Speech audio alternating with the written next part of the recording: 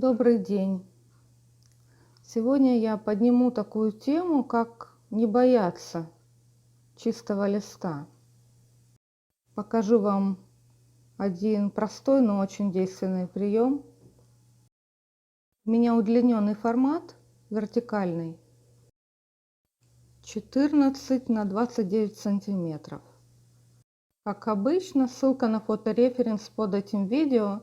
Но сначала, прежде чем приступать к работе, я хочу вам кое-что показать. Мои палитры пригодились для того, чтобы испачкать лист. Зову своих детей, чтобы они мне помогли.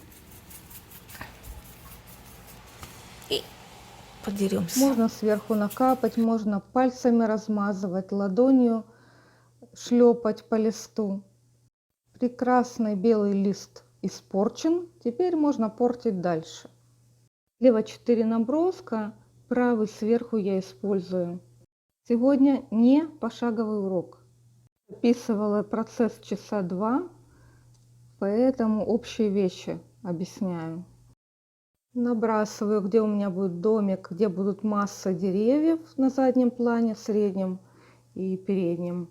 Известный прием тонировать бумагу перед использованием для того, чтобы было от чего оттолкнуться в цвете. То есть сначала у меня протонировано в листе, а далее я уже придумываю, каким образом будут у меня работать с этим тоном нижним остальные цвета. Взяла тарелочку, сейчас будем кушать краски. У меня десяток битых тарелок. Я их использую для замешивания цветов. Пейзаж я часто начинаю с неба, потому что это большая масса, большое пятно. Ультрамарин и белила.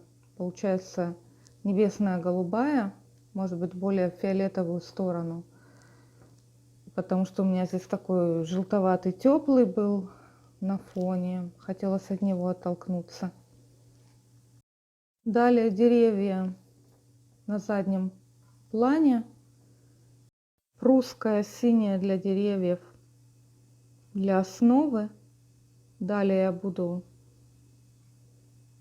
немного обобщать задний план, но сейчас мне нужно прописать только пятно. С переднего плана беру зеленый. Относительно прусской синий он теплее, однако это один из самых холодных зеленых цветов. Сюда подойдет изумрудная зеленая. У меня Windsor Green. Она чуть холоднее. Кусты справа от дома. Их я тоже каким-то холодным пишу. Может быть, одно с другим соединить. Изумрудную и прусскую синюю. В общем-то, все эти вопросы решаемы по мере их поступления. То есть сейчас я уже вижу, что цвет неба мне не очень подходит. Беру светлый оттенок. Это песочный белый фирмы Шминки. Он у меня на все случаи жизни. Видите, он смесь. Это белила с охрой. Удобно иметь в банке, в тюбике уже готовые смеси. Особенно если пользуешься ими часто. Это такой нейтральный светлый цвет, теплый, который мне всегда нужен. Пользуясь тем, что у меня влажная кисть, списываю, то есть замешиваю верхний слой в нижний. Продумываю, какой синий будет мой домик. Он может быть теплее синий, то есть более в зеленую сторону, или холоднее.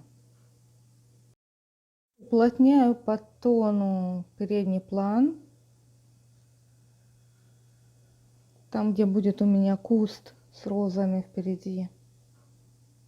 Уточняю по рисунку, где крыша, как идет крона деревьев по силуэту.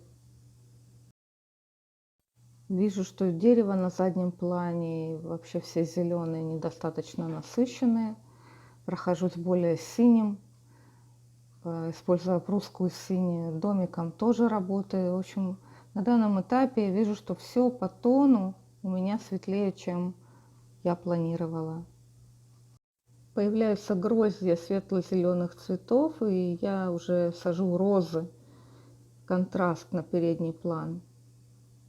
Снова возвращаюсь к небу, пишу его еще светлее.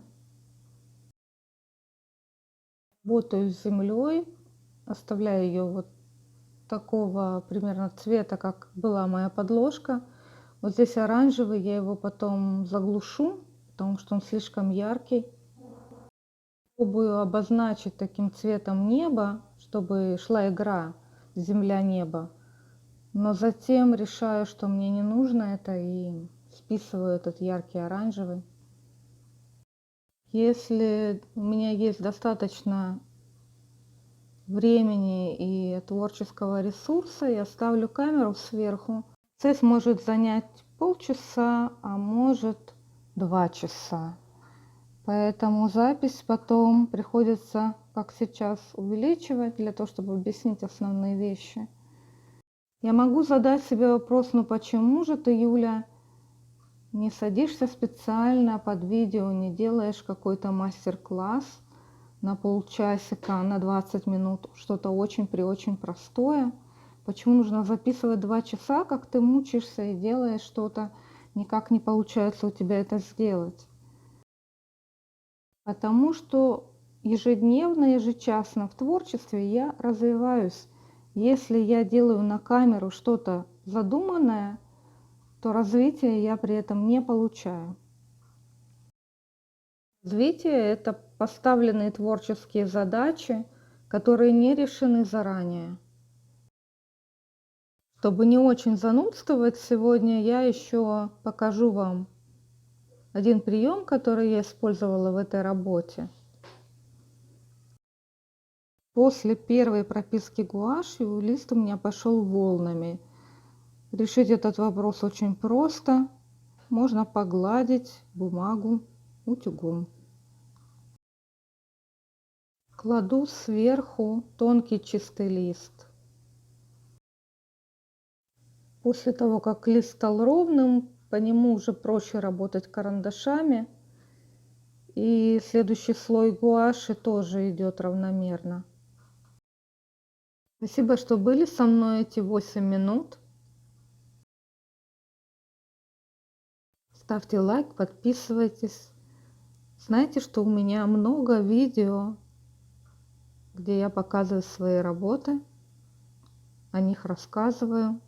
Оставляю вам ссылку на плейлист. Всего доброго, до свидания.